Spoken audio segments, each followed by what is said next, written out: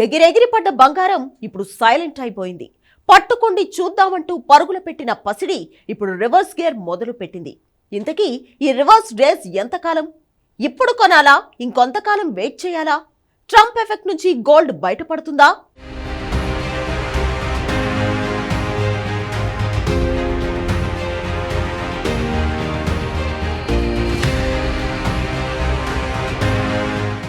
ఇప్పుడు బంగారం కొనాలా వద్దా అనేది మదుపరుల సందేహం.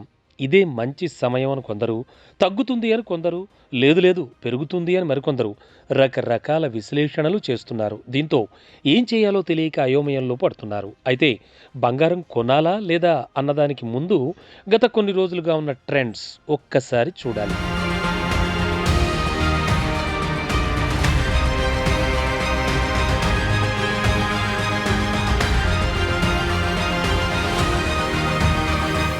ట్రంప్ గెలుపు ప్రపంచానికి ఏం మేలు చేస్తుందో తెలియదు కానీ పసిడిని మాత్రం కంట్రోల్లోకి తీసుకొచ్చేసింది.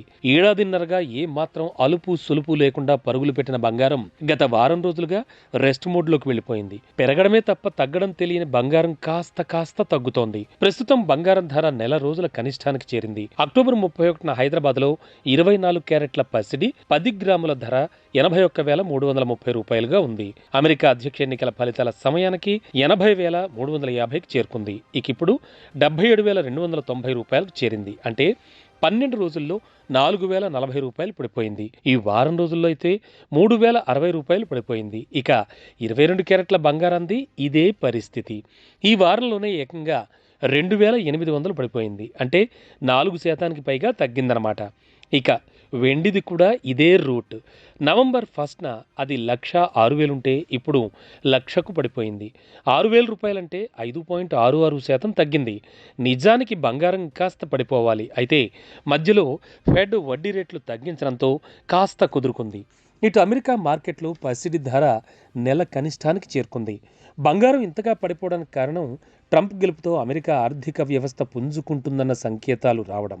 ట్రంప్ గెలిచిన దగ్గర నుంచి డాలర్ రేటు పెరుగుతూ వస్తోంది. అది రోజురోజుకి బలపడుతుండడంతో మదుపరులు అటు మళ్లుతున్నారు. ఇన్నాళ్ళు సేఫ్ బెట్గా భావించిన బంగారాన్ని వదిలి రిస్క్ తీసుకోవడానికి సిద్ధపడుతున్నారు. దాంతోపాటు బాండ్ రాబడులు కూడా పెరుగుతున్నాయి. ఇన్వెస్టర్లు అటు చూడడం కూడా బంగారం తగ్గడానికి కారణమైంది. రానున్న రోజుల్లో ఫెడ్ మరింత వడ్డీ రేట్లు కోత వేసే అవకాశాలు లేకపోలేదు. ఒకవేళ ట్రంప్ వ్యతిరేకించిన వడ్డీ రేట్లు పెరిగే అవకాశాలు మాత్రం లేవు. దీంతో డాలర్ బాండ్ రేట్లు ఆకర్షణీయంగానే ఉండి మదుపర్లు అటువైపే ఉంటారు. అదే జరిగితే బంగారం ధర స్థిరంగానో లేక కాస్త తగ్గడమో జరుగుతుంది. బంగారం ధర ఇప్పటికైతే కాస్త తగ్గింది, కానీ మరింత తగ్గుతుందా అంటే అనుమానమే అంటున్నారు మార్కెట్ పరిశీలకులు.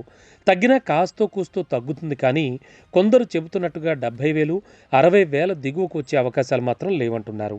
అనూహ్య పరిస్థితులు ఎదురై ప్రపంచ ఆర్థిక వ్యవస్థ ఒక్కసారిగా పరుగులు పెట్టడం మొదలు పెడితే అప్పుడేవైనా అది జరగచ్చు. కానీ ఇప్పట్లో ఆ పరిస్థితి అయితే కళ్ల ముందు కనిపించడం లేదు. దీంతో బంగారం స్వల్పకాలంలో కాస్త అటు ఇటుగా ఇదే రేట్లో కదలచ్చు. ఇక పెరుగుతుందా అంటే అది చెప్పలేని పరిస్థితి. ట్రంప్ అధికారంలోకి వచ్చి ఆయన ఆర్థిక విధానాలను పూర్తిగా బయట పెడితే అప్పుడు బంగారం భారీగా పెరుగుతుందా లేదా అన్న దానిపై క్లారిటీ వస్తుంది. అంటే జనవరి చివరి వరకు ఆగాలి. ఈలోపే ట్రంప్ ఏవైనా వివాదాస్పద నిర్ణయాలు ప్రకటిస్తే అప్పుడు మళ్ళీ పసిడి పరుగు మొదలు పెడుతుంది. కాబట్టి స్వల్పకాలంలో బంగారం భారీగా పెరుగుదల తగ్గుదల రెండూ ఉండవు. అంతర్జాతీయంగా బంగారం కాస్త తగ్గినా మన దగ్గర భారీగా తగ్గదనడానికి నిపుణులు చెబుతోన్న మరో కారణం డాలర్ ధర. బంగారం కొనుగోలు మారకం డాలరే.